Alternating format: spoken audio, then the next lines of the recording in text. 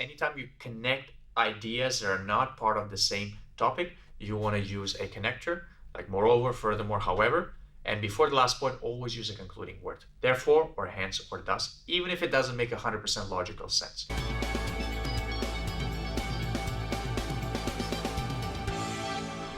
Hey guys, Alex here again. I missed you so much. I haven't seen you guys for a long time. But anyways, here we are back with a weekly tip of the week for your PTE exam. Again, thank you to everybody who's making this possible, everybody who's part of the team. So Sir Umar Fayyaz, who's the founder of the company in Melbourne, and all the teachers and all the staff that are helping us put the materials together, and the video crew as well, helping us make these videos of such high quality. Really appreciate your feedback, guys. Really appreciate you liking and supporting the videos. So let's get right into it. The first thing I want to discuss today is two of the most important questions when it comes to your writing score in the exam. So the first one is summarize written text, which comes in your writing section. As you guys probably well know already, that it's the long text that takes up like pretty much the whole page, and you need to write a one-sentence summary of the whole paragraph. So a little bit trick. Obviously, I cannot give away all the tips and tricks and secrets because then we wouldn't have any students coming to our classes. But those of you guys that are a few points away from your desired score, and you might be missing in a few sections, here's a quick tip. If in your past scores you had really low vocabulary marks, so there's a few things that affect it, but one of the major factors that affects it is obviously your writing summaries and your listening summaries. Summarize written text and summarize spoken text. So how to improve your vocabulary? First of all, this is an academic exam. Whenever you take an academic exam, academic words are more precise words, are more correct words, are more what you typically wouldn't use in your day-to-day conversation. So words that are more difficult, right? And the most important thing in the academic exams, academic papers, is having connectors, having linking words. So to give you guys a tip, here's roughly how you're going to do this. For summarized written text, let's say you're connecting different ideas from the text together into one sentence. Anytime you're connecting ideas that are different, don't just put comma, comma, comma, comma, comma. Anytime you're connecting points that are not necessarily related or points that are not part of the same main idea or same explanation, you're going to use a connector. Okay, so think about it. By the end of your connectors, you probably have, by the end of your summary, you probably have 3 or 4 different ideas. So I want you guys to use one connector each in between. And at the end, before your last point, before your concluding thought, whether that's in the writing summaries, whether that's in the listening summaries, you always need to have a ending word, a concluding word. So what does that mean? That's either therefore or furthermore or hence or thus. Therefore, let's try this again. Therefore, hence or thus. Therefore, hence or thus. You're going to use one of those 3 words because they're concluding words. It's a summary. It needs to have an introduction, explanation, and conclusion. So you always need to have a conclusion before the last point. So again, you're going to use always therefore or hence or thus before whatever is your last point in the listening summaries or writing summaries. So roughly the ratio is you want to have 1 per idea or 1 per sentence. So as you know, in the writing summaries, summarized written text, it's going to be 1 long sentence with only 1 full stop at the end. So if I'm connecting the main topic, an explanation, another idea, and my conclusion, I'm probably going to have 3 connectors between those 4 sentences.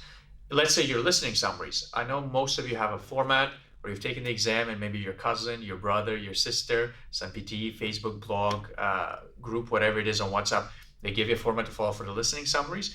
So same thing, you don't want to be too format heavy. You want to be more content heavy. You want to have more content from the audio.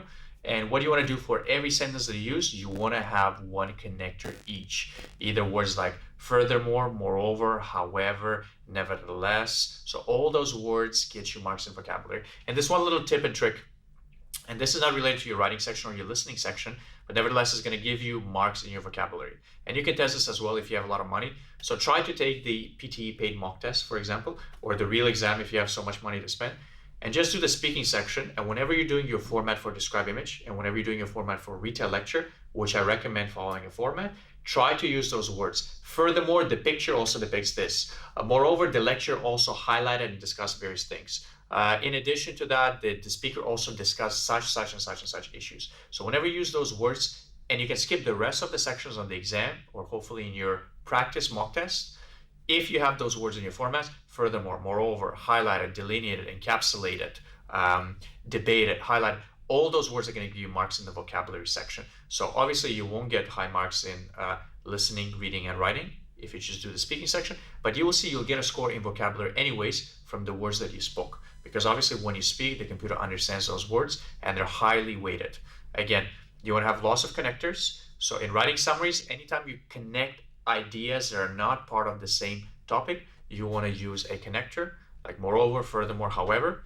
And before the last point, always use a concluding word. Therefore, or hence, or thus, even if it doesn't make 100% logical sense. So best of luck, guys. You will see your vocabulary mark is going to improve just by following those few little tweaks. So in the past, if your vocabulary is under 60, you're going to see a bit of a boost, and hopefully it's going to get you that extra 2, 3, 4, 5 points. They're going to help you get your final desired score. So please, as always, you know what to do. Ring the bell button, subscribe to the channel, give us a thumbs up over here on this side. Let me know in the comment section what else you want to see. Again, apologies, we're very busy with lots of students giving exams. Sometimes we don't get a chance to bring to you new content, but you guys already saw Shan's video, so she's going to be appearing more on camera. Hope you get a lot of value in it. Love you guys. Talk to you soon. See you. Bye-bye.